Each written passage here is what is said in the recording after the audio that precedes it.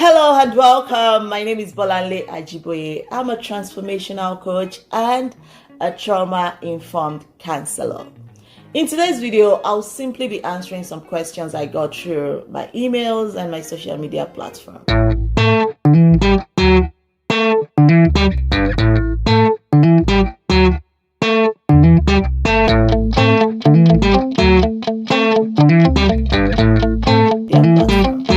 I believe there is a need to continue to educate everyone about the important issues around mental health and wellness.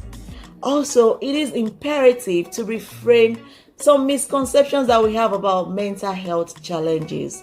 Some of us, we believe mental health challenges are for some people, but then every one of us could be challenged in some ways. If we don't take care of our mental health, if we don't take care of ourselves, if we're not paying attention to our feelings and emotions. There are lots of questions around, mental health challenges. At times, this starts from the way we think that affects the way we feel and invariably the way we behave. Well, quickly, let me go through the questions. The first question I have is, what causes depression? We all have days when we feel down, when we feel drained, when we feel overwhelmed. But usually these feelings would pass without having much impact on our lives. But at the point in time when you continuously feel down, drained, overwhelmed for a longer period of time, then there's a need to pay attention to this. This may be a sign of depression. There are different symptoms of depression, and this varies from person to person. But usually, the feelings we get are numbness, hopelessness, helplessness, sometimes sleeping too much or not even sleeping at all, lack of sleep, insomnia, or eating too much, overeating, or not even having appetite for anything, not having the energy for the things you usually have energy for. There are different reasons why people feel depressed. Sometimes it could be obvious reasons or even life events, traumatic events like losing a job, heartbreak in a relationship, life's difficulties. It could be illnesses, it could be disabilities, or as a result of low self-esteem. How can I tell if someone has a mental health problem? This is the second question I got. Well, there are common mental health problems such as depression, which I talked about before, and anxiety. But it is still something a lot of people find difficult to talk about because of the stigma that comes with mental health challenges. People keep their struggles to themselves. They don't want to talk about it. So at times you may not even know if someone is struggling with mental health challenges because some people may look good, dress well, but still they are struggling internally. If someone has bipolar disorder, for example, they may show significant mood swing, like the way they react, they are reactive, or they may appear withdrawn if they are dealing with issues relating to self-harm or negative thoughts. But everything is dependent on that individual. There is no one way to know whether someone is well or unwell, but we can pay close attention.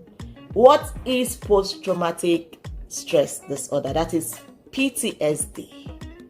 The term PTSD is used to describe a range of psychological symptoms, and this can be as a result of traumatic events. So PTSD can be triggered by anything that consciously or unconsciously reminds an individual of a specific trauma in their life. For some people, this could be a single major or significant event, such as maybe a car accident that left them disabled. For some people, it could be an ongoing series of events, the death of a loved one, experiences relating to abuse, violation, and a lot more of other things.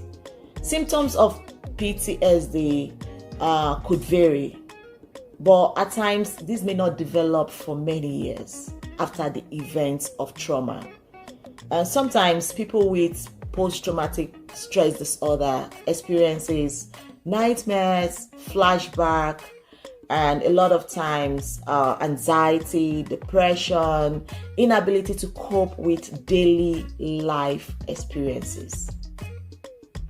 If someone has been living with distressing symptoms for over a month after a traumatic event, they can see their professional psychotherapist, psychologist, or counselor, because a lot of times we can actually manage and recover from post-traumatic stress disorder if we pay attention to it. How can I speak to and help someone with a mental health problem like depression or anxiety?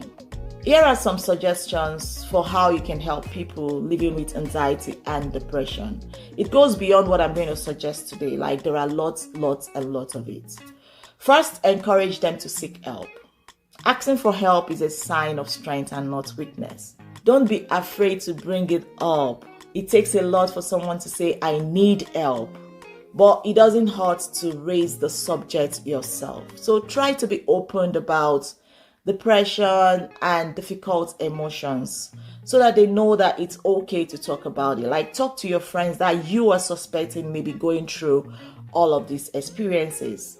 Encourage them to talk about it explicitly.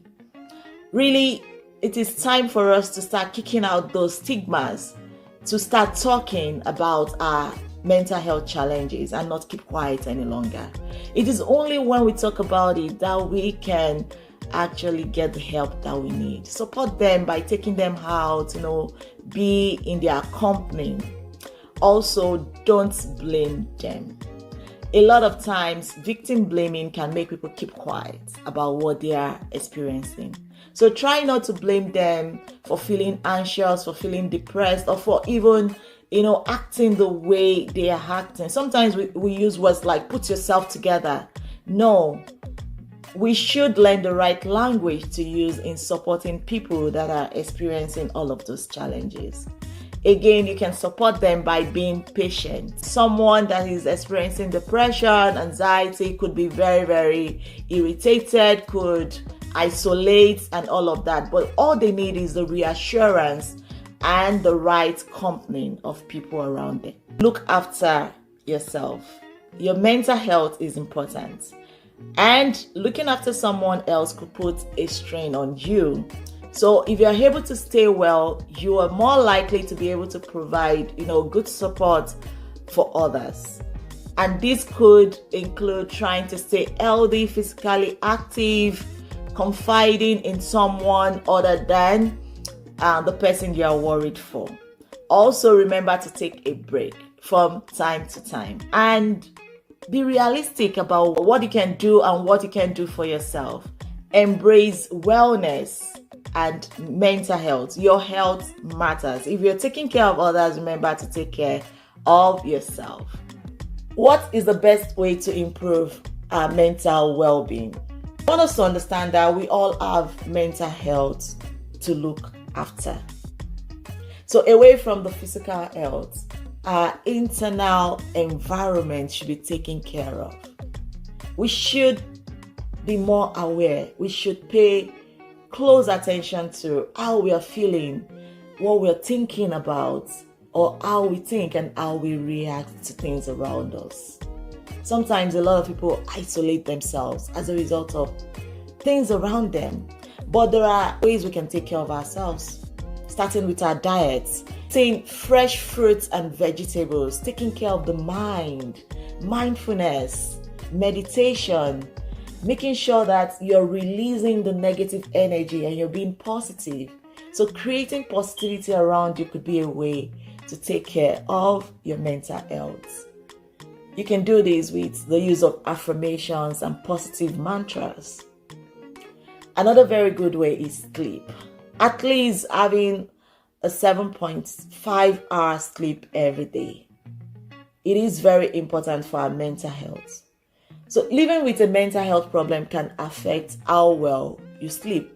This can create poor sleep pattern and invariably have negative effects or impact on your lifestyle and how you manage your mental health. So sleep is very, very important for us to take care of ourselves. Being outdoor is another very good way to go. Experience nature, expose yourself to the fresh air, take a walk, see the colors around you, the smells, the sound. Being outdoors stimulates our senses, and this can increase our overall well-being. It means this may even include gardening, outdoor hobbies that can provide alternative options for us instead of being indoors. You could engage in sports. A very good way again to take care of ourselves is through exercise. At least 30 minutes every day. Move your body. When we move our body, it helps us to release that feel-good hormone called endorphins. So making sure that you are active, engaging your mind actively can help you take care of your mental health. Some people love yoga, taking in deep breaths, paying attention to stressors around us is also a way to take care of ourselves. Be intentional about all of this. There is a need for us to also be more aware. Ask yourself questions like, what am I feeling in the moment? Create a safe space for yourself, like a place of refuge where you can always be by yourself sometimes, away from the noise, away from people. At times we just need to tune into ourselves. There is a lot of noise and negativity around us. So we definitely need that me time to take care of ourselves. So look within you and ask yourself, what am I feeling at this time? Remember to always take in deep breaths. Deep breathing is a very good way to stay in touch with yourself, to call yourself back to the present moment.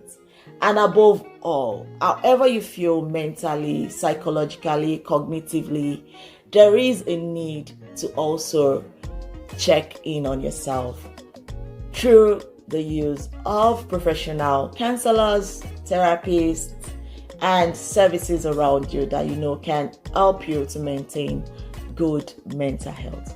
Mental health is very important, so please take good cognizance of how you feel and the changes that are going through your body. Please share with me in the comment section, how have you been taking care of yourself? What are those things that you do that work for you? Thank you for watching. Keep shining your light in the darkness around us. Remember to subscribe to my YouTube channel.